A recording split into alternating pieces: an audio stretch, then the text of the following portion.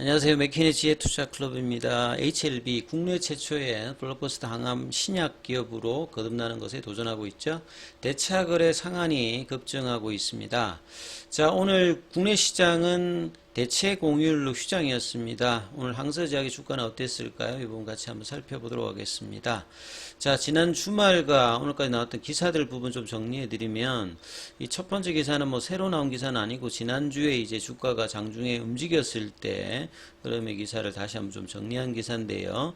자, 엘레바 테라피틱스가 미국의 뉴저지 주에다가 이제 간암 치료제 판매 면허를 뭐 취득했다는 소식입니다. 그래서 자, 이 부분들은 이제 폴 플레일 이제 작년에 이제 최고 상업 책임자로 들어오셨던 분들이 이번에 이제 NDA 신청과 병행해서 이 상업화 준비 과정에 돈도 뭐 많이 들고요. 그래서 작년에 HLB의 어떤 유상증자 이후에 자금 확보를 통해서 이 부분에 대한 대비도 하고 있고, 통상 이제 상업화 준비에 1년 이상 또 기간도 많이 소요되기 때문에요. 미리 사전에 지금 면허 등록까지 마케팅 준비까지 지금 진행하고 있던 부분에 대해서 성과가 나오고 있습니다. 그래서 향후에 FDA 어떤 신약 허가 후에 미국 전 지역에서 리보세람이 빠르게 효과적으로 처방될 수 있도록 뉴저지 외 지역 관련되는 부분까지도 계속 뭐 이 판매 면허 취득 관련되는 부분의 이야기들은 나올 수 있을 것 같습니다. 자, 미국은 직접 판매로서 가장 이제 성과를 많이 내고요. 모든 지역에 직판하기에는 좀 비용이 좀 많이 들기 때문에 유럽 같은 경우에는 기술 수출 전략을 또 수립한 만큼 미국에서는 암세타 중심으로, 유럽에서는 이제 학회라든지 컨퍼런스 참여해서 글로벌 이제 빅파마들과 이제 협력 방안들을 논의할 뭐 예정이죠. 그래서 다음 달에 펼쳐지는 이 아스코라든지 바이오 USA 관련되는 부분에서 미팅이 예상되고 있는 상황입니다. 그리고 이제 NDA 절차는 이제 7월 달까지 예비 심사 과정을 통해서 NDA 프리뷰, 본 심사로 넘어갈 수 있는 승인의 어떤 기대감과 이 스탠다드 리뷰냐, 프라이어티 리뷰냐, 이 부분의 어떤 결정들도 같이 신청을 했기 때문에 이 부분의 결과가 이제 7월 말 정도에 예상되기 때문에 6월달, 7월달에도 모멘텀은 뭐 계속된다, 이렇게 봐야 될 것 같습니다. 자, 리부세람님은 HLB가 글로벌 특허권을 가지고 있고, 생명과학이 판권을, 국내 판권과 유럽과 일본의 일부 수익권을 가지고 있죠. 항서제약이 중국의 판권을 가지고 있습니다. 이미 항서제약은 올해 2월달에 이 간암 관련해서 1차 치료제 승인을 받은 상태죠. 그런 차원에서 또 이제 진양군 회장 관련되는 어떤 인터뷰 기사도 올라와 있습니다. 그래서 첫 번째 이제 임상 결과로 NDA 절차에 집중해서 국내 최초의 블록버스터 항암 신약 기업으로 거듭날 것이다. 이게 이제 2019년도 에스모 학회에서 3상 결과를 발표한 후에 진양호 회장이 했고, 작년에도 사실은 이제 이 에스모 학회 때 발표하면서 유튜브에서 이제 진양호 회장이 이제 이 부분들에 대해서 통계적 데이터 관련되는 부분에 대해서 굉장히 좀 긍정적인 입장을 밝혔으며 향후에 일정 관련되는 부분을 제시했는데, 이번에 사실 이제 NDA 신청하고 난 다음에는 구체적으로 이렇게 나와서 하는 부분 없는데, 7월 달이나 내년도 뭐 올 연말에 다시 한번 이제 캐거가 있으면 유튜브 영상이 좀 나오지 않을까, 이런 기대감들도 있는데요. 그 이후에 이제 여러 이제 논란도 있었고 여러 가지 이제 송사도 있으면서 주가가 장기적으로 박스권에 들어가면서 움직임이 있었죠.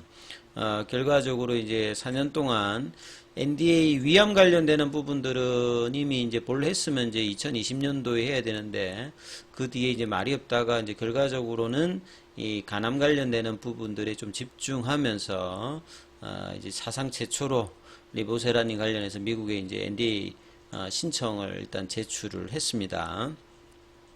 선택적이란 말이 굉장히 중요하다는 말씀을 많이 드렸는데요. 이 티로신키나제 억제제에서 이 베제프, 요런 이제 리셉트 티로신키나제 중에서 이렇게 선택성을 가지고 있는 어떤 강점을 가지고 있는 신생혈관 억제제죠. 신생혈관 억제제에서 티로신키나제 억제제 형태로 돼 있고, 자, 이 부분들은 이제 폴센 박사가 2004년도에 물질 특허를 받고, 항서제약은 이미 2005년도에 권리를 사들였고, 이 진양군 회장 자체는 이제 2009년도에 이제 지금의 이제 엘레바 테라피틱스죠, 신약 개발 관련된 지원 요청을 받고 현지에 방문해서 보고 이제 투자를 결정하고, 더 뒤에 지분을 계속 늘려가서 지금은 이제 100% 자회사로 확보를 하면서 이제 바이오 회사로 완전히 이제 거듭나 있는 상태입니다. 그리고 이런 이제 HLB의 지원 속에서 리보세라님이 이제 글로벌 임상 관련되는 부분들까지 마치게 되었고요. 이 2019년도에는 사실 이제 위안 관련되는 부분의 어떤 탑라인 발표 이후에 시장에서 급락하면서 빠졌다가 몇 달 뒤에 이제 에스모학회에서 임상 결과를 가지고서 이제 NDA 신청에 나가야겠다 이렇게 좀 하면서 주가도 이제 밑단에서 엄청나게 뭐 올라왔다가 다시 그 다음에 또 뭐 빠지면서 굉장히 이제 주가 어떤 변동성이 좀 있었던 상태죠. 자, 그 뒤로도 이제 기존의 위암 말고도 뭐 간세포암, 선양남성암, 뭐 난소암, 대장암, 폐암 이렇게 이제 뭐 적응증은 계속 넓혀가면서 이런 부분들을 확장을 해왔고요. FDA가 이제 이 보안 요구를 해와서 NDA 준비 절차가 좀 길어지면서 이제 적응증 관련되는 부분이 이제 간세포암 관련되는 부분으로 이제 더 진행이 되었고요. 중국 쪽에서 이제 1차 치료제로 이제 뭐 본래 2차 치료제 받았다가 이제 올해 1차 치료제까지 받으면서 신약 허가 신청에 또 영향을 미쳤다 이렇게 또 기사도 나와 있습니다. 보통 이제 NDA 제출 후에 펌모고가 결정되기까지 10개월 정도 걸린다 했는데, 앞서 말씀드렸듯이 2달 동안의 예비 심사를 거치고 난 다음에 본 심사로 가야 되죠. 그래서 7월 달에, 그리고 이제 7월 달 이후에 본 심사로 될 때 일반 심사로 되느냐 우선 심사로 되느냐에 따라서 일정이 이제 빠르면 내년 1월, 일반 심사로 되면 이제 내년 5월 이렇게 일단은 되죠. 그래서 자, 이 부분들이 7월 달에 굉장히 또 중요한 어떤 상황인데, 결과적으로는 좀 러프하게 보면 이제 내년도 상반기에 최종적인 어떤 결정이 날 가능성이 높은 어떤 일정입니다. 지금 이제 거의 이제 뭐 올 말이니까 뭐 이제 6개월 왔다 갔다 쯤에 전체적인 어떤 결과가 나올 거고요. 그래서 사전에 이제 작년에 조달한 자금으로 엘레바 테라피스 관련되는 어떤 자금 지원들도 충분히 지금 해나가고 있는 상태고요. 참으로 길고도 험난한 시간이었다. 보통 신약 개발이 뭐 이런 과정들은 대부분의 어떤 이제 바이오텍들이 겪는 과정입니다. 그리고 성공을 하지 않으면 그 중간 과정에는 뭐 시장의 어떤 비난과 여러 가지 뭐 주가가 또 이렇게 등락을 하기 때문에 어려움이 있는데요. 끝까지 일단 음상 데이터가 좋을 때까지 일단 진행하고 신청 과정까지 이제 진행을 하고 있기 때문에 최종 결과까지 어떤 흐름이 나올지 성공에 대한 어떤 기대감들과 그 기다리는 어떤 과정에 놓여져 있는 이제 6개월이다 이렇게 보여집니다. 자, 뭐 좋은 결과를 좀 기대해 보겠습니다. 오늘 항서제약 같은 경우에는 주가가 0.1% 좀 빠졌죠. 빠졌고 이제 지난주까지 이제 집계되었던 공매도 관련되는 부분을 보면, 자, 5월 26일 공매도 같은 경우에는 거래량이 좀 늘었기 때문에, 근데 공매도 수량도 전일보다 좀 늘면서 비중은 좀 줄었습니다만 공매도 양이 여전히 이제 이렇게 재료 어떤 기대감이 있습니다만 공매도의 압박도 순탄치가 않습니다. 그래서 만만치 않은 어떤 공매도의 어떤 수급과의 어떤 싸움은 7월 달까지도 계속될 어떤 분위기로 보여져요. 그리고 이제 공매도 잔고는 5월 23일보다 24일에 좀 더 늘어나는 어떤 모습이고요.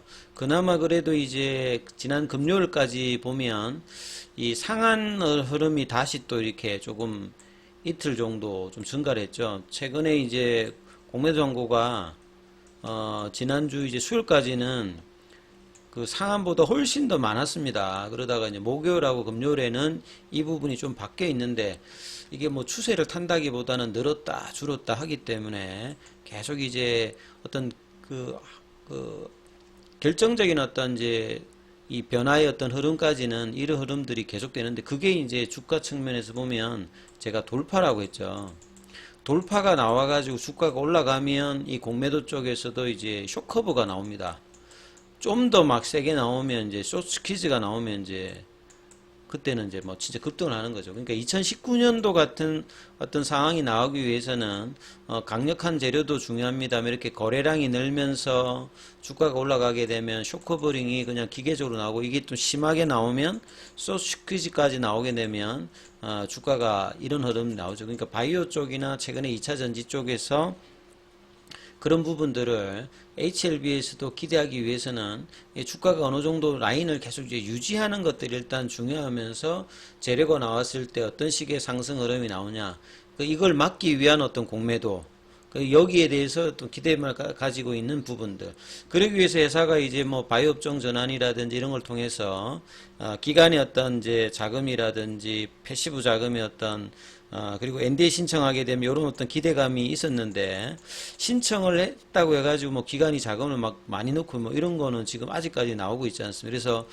중간 단계인 NDA 이제 그 리뷰 관련되는 본심사 허가와 우선심사 그 다음에 이제 이 간암 말고도 기타 뭐 교무세포종이라든지 이제 다른 이제 선양 남성이라든지 이런 것들이 이제 나와서 힘을 모은 어떤 흐름으로 추세적으로 이제 반응을 하든지 아니면 정말 뭐 항몰아치는 어떤 흐름들이 나오는 단계가 또 이제 7월에 재료를 앞두고 6월달, 7월달의 어떤 기대감들은 여전하죠. 그래서 주가 측면에서는 일단 36,000원, 37,000원을 유지하면서 늘 이제 이렇게 올라가려고 하는 흐름들을 보여줄 걸로 좀 기대를 하고 있습니다. 그래서 우선은 다음 주에도 이번 주에도 이 볼린저 밴드 상단에 대한 어떤 돌파 흐름이 어떻게 되는지 이 여부가 가장 중요하니까 이 부분 참조하시면서 투자 대응 전략 삼아보시기 바라겠습니다. 여기까지 하겠습니다.